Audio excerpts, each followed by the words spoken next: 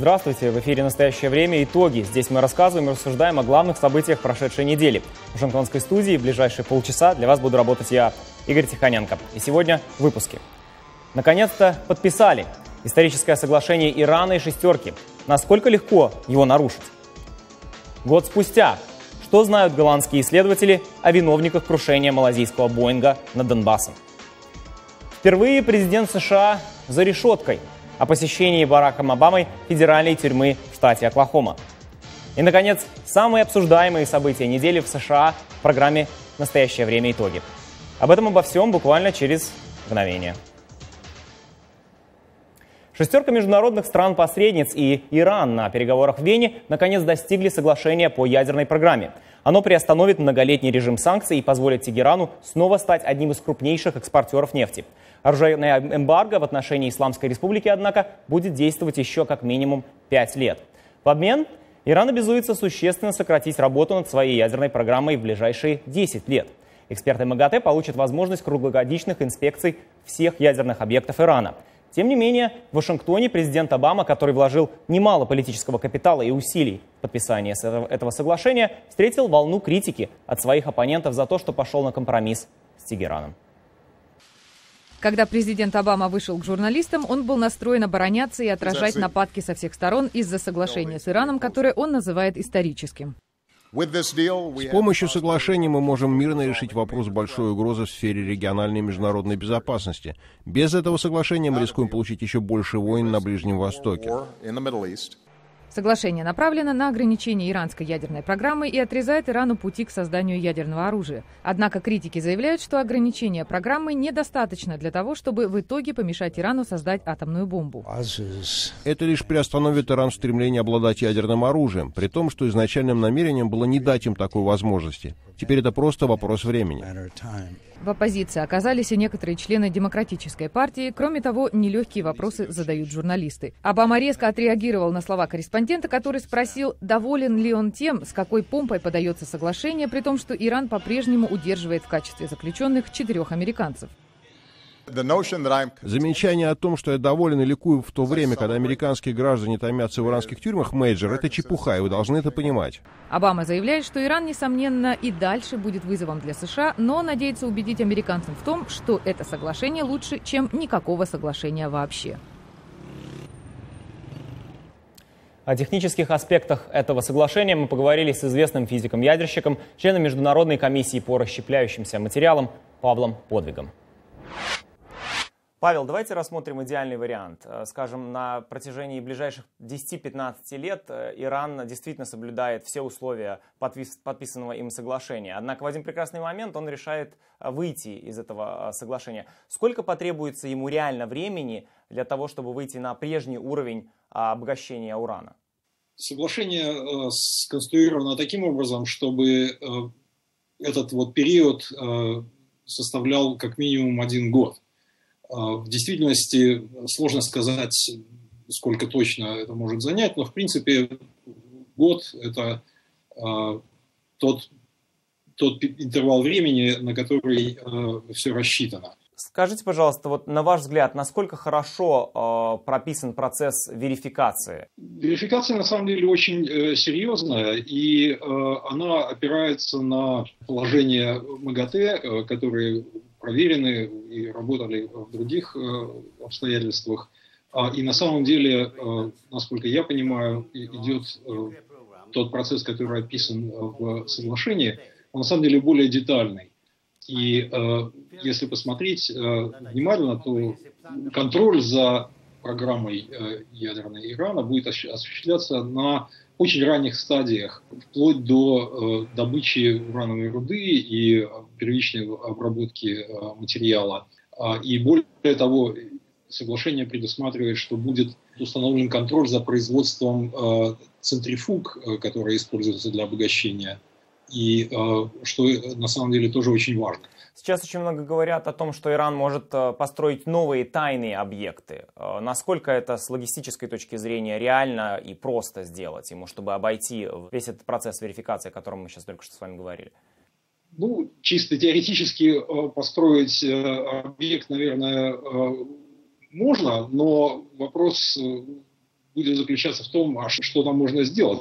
Потому что, как я говорил, во-первых, все производство центрифуг будет под контролем. То есть никаких новых центрифуг Иран поставить в этот объект не сможет.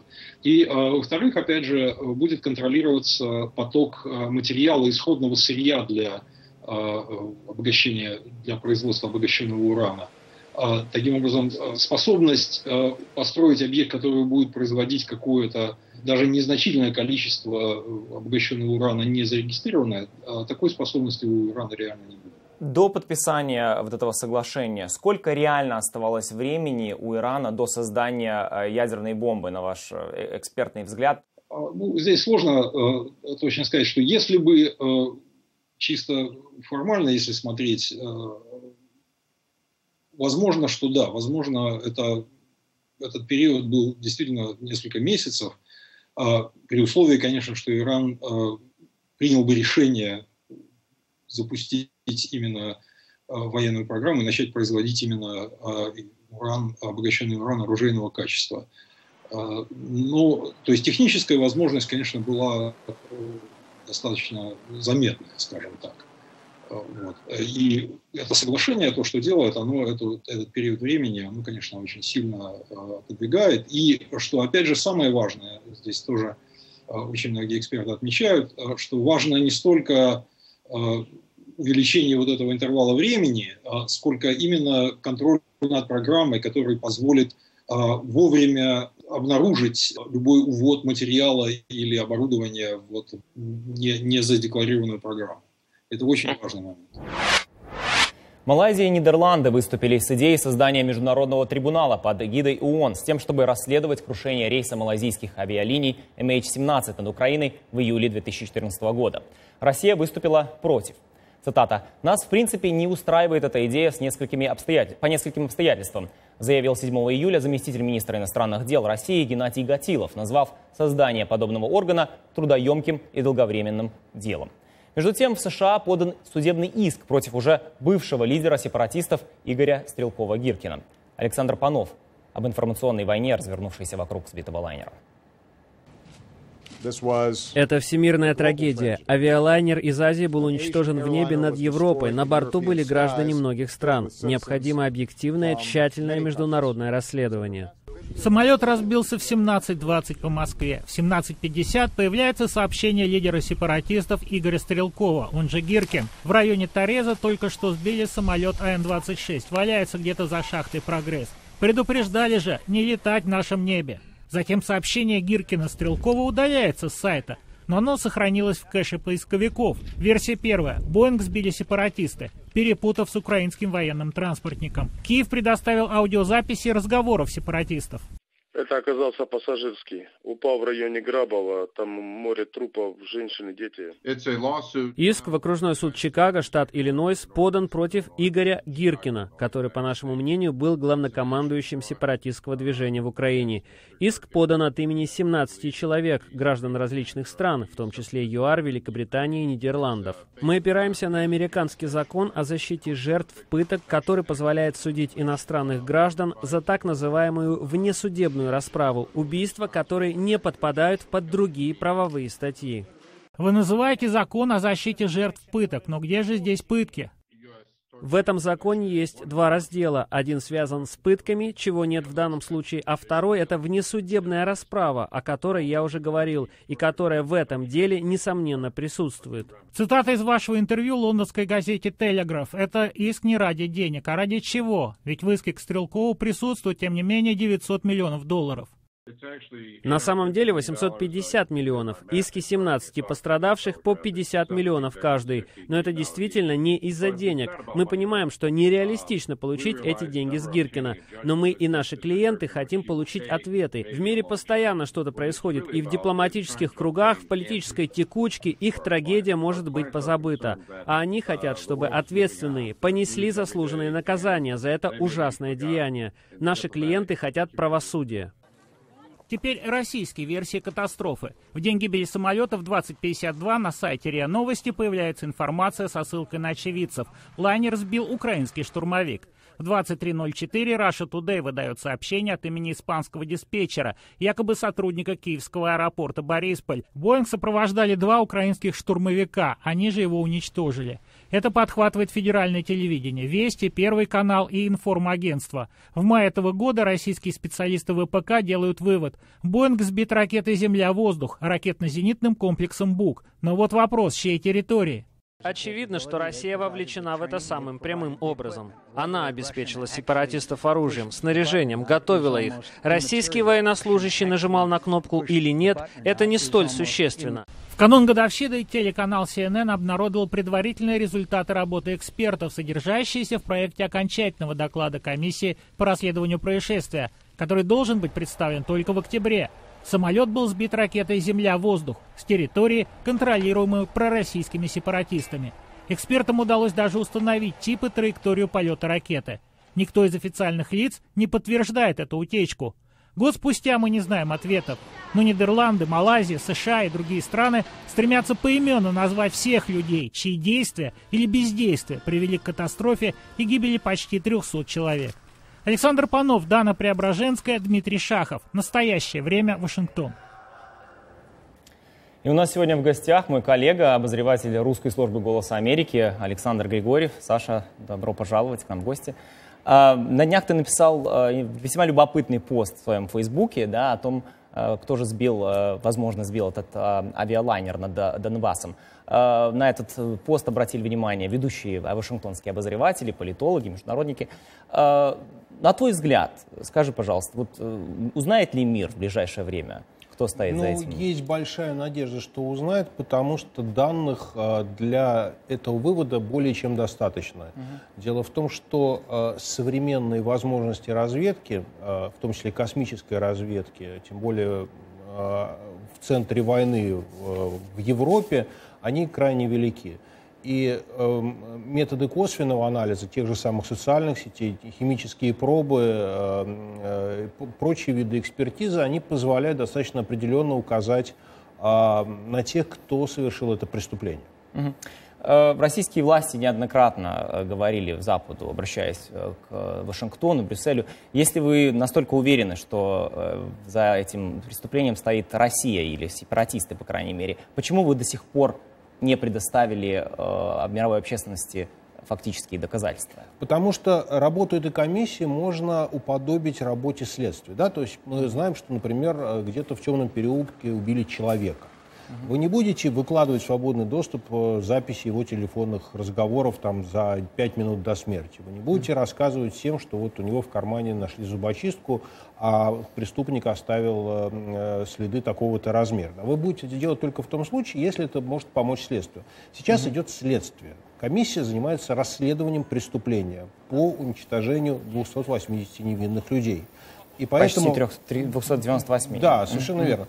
То есть в этих условиях любые утечки, они играют на руку тем, кто пытается скрыть свое участие или соучастие в этом преступлении. Да, они получают возможность готовиться к тому, что им будут предъявлены определенные обвинения, и готовить, заметать следы, либо готовить какие-то контрдействия. В силу этого ничего комиссия не публикует. Когда была создана комиссия, она опубликовала статут, в котором объяснила, как она будет действовать. До окончания работы комиссии никаких предварительных заявлений, маломальски что-то указывающих нет, никаких черных ящиков, ничего. А правда говорят, что российскую сторону отстранили от участия в этом расследовании? Было заявление российского посла в ООН на тему, мне ничего не известно о том, как это происходит, но если это правда, это очень такой говорящий шаг. Дело в том, что если опять же уподобить это преступление убийству, никакое следствие не будет включать в следственную группу человека, который заинтересован в том, чтобы это убийство не было раскрыто или был кто-то невиновный убийцы. Да? Поэтому, если это правда, то это показывает, что Россию, во всяком случае, считают страной заинтересованной. А откуда появилась вот эта изначальная главная версия, которой руководствуется Запад сейчас, что самолет был сбит Буком, именно российского производства? Откуда это все пошло?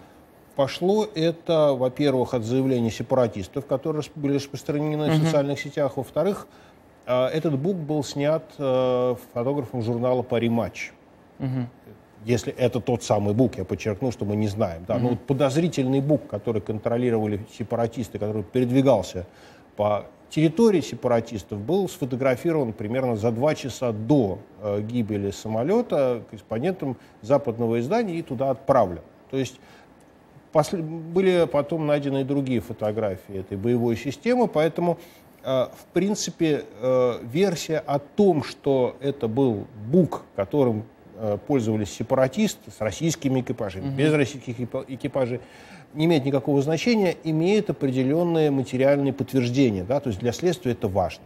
Это достаточное доказательство того, чтобы, во всяком случае, принять эту версию в качестве рабочей.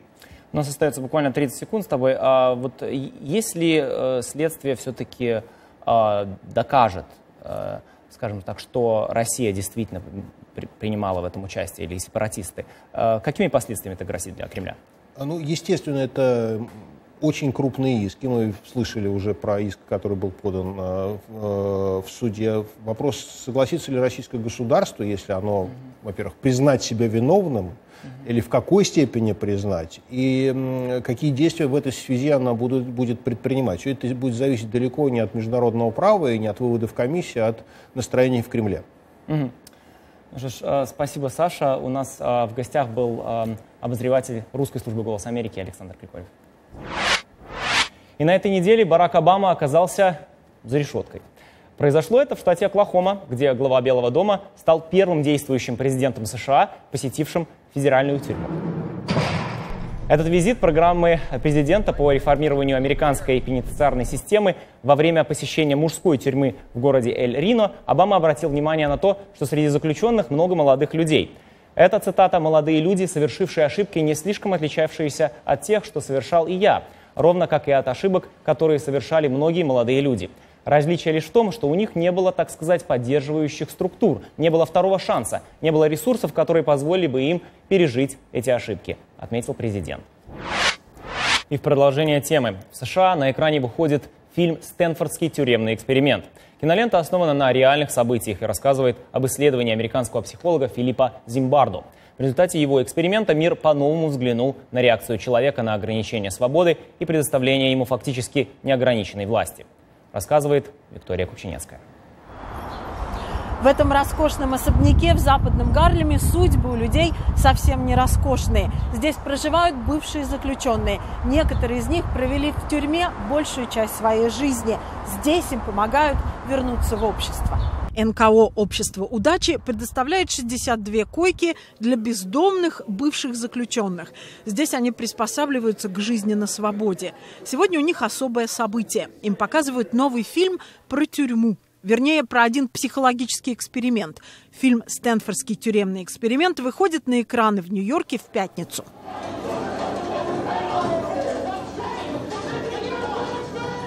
В 1971 году американский психолог Филипп Зимбардо провел эксперимент по изучению психологии заключения и адаптации человека к неограниченной власти. 24 студента разделились на заключенных и надзирателей. Тюрьма была не настоящая, но участники быстро вжились в свои роли. Надзиратели вели себя как садисты и пытались сломать заключенных. А заключенные реально оказались на грани нервного срыва. Эксперимент пришлось прекратить раньше времени. А вам вообще не кажется, что ваша работа похожа на работу доктора Менгеле? Я нахожу ваше замечание оскорбительным. Вы вообще знаете, что Менгеле делал? Он отправлял евреев в газовые камеры. В фильме доктора Зимбардо играет актер Билли Крудап. А в Нью-Йорке к бывшим заключенным пришел настоящий доктор Зимбардо. На него тогда, в 1971 году, его собственный эксперимент тоже сильно подействовал. Во время эксперимента я постепенно стал думать как директор тюрьмы. То есть для меня надзиратели и тюрьма были важнее, чем заключенные. Когда я видел, как страдают эти мальчики, я не думал об их эмоциональном состоянии. Режиссер фильма Кайл Патрик Альварес рассказывает, что киносценарий тюремного эксперимента циркулировал в Голливуде уже какое-то время, когда он обратил на него внимание. Мало кто знает, что такое для человека быть в тюрьме. Я хотел, чтобы мой фильм провоцировал такие дискуссии, как сегодня, чтобы он вызывал в людях сострадание. Некоторые зрители узнавали то, что видели на экране. Другие считали, что кино искажает реальность. Я провел в тюрьме большую часть своей жизни. почти все участники вашего фильма белые, а в тюрьме большинство чернокожие. Когда выходишь из тюрьмы, забываешь о том, что там с тобой происходило. Но после фильма опять все вернулось. У меня был комок в горле. Я вспомнил, как надзиратели нас ночью выгоняли в коридор в нижнем белье, заставляли испражняться в ведро. В американских тюрьмах содержится 2 миллиона человек. Большинство – расовые меньшинства. Длительное одиночное заключение применяется повсеместно, хотя оно признано разновидностью пытки в других странах. Многие считают, что вместо того, чтобы реабилитировать, американские тюрьмы наказывают и разрушают личность. Цель моих новых исследований – отказаться от старых моделей власти, которые направлены на подавление, и использовать власть для создания гуманных институтов в обществе. Общество удачи – такая новая модель. К бывшим заключенным здесь относятся как к людям, а не как к преступникам. Они в ответ ведут себя как люди. Виктория Купчинецкая, Сергей Гусев. Специально для настоящего времени из Нью-Йорка.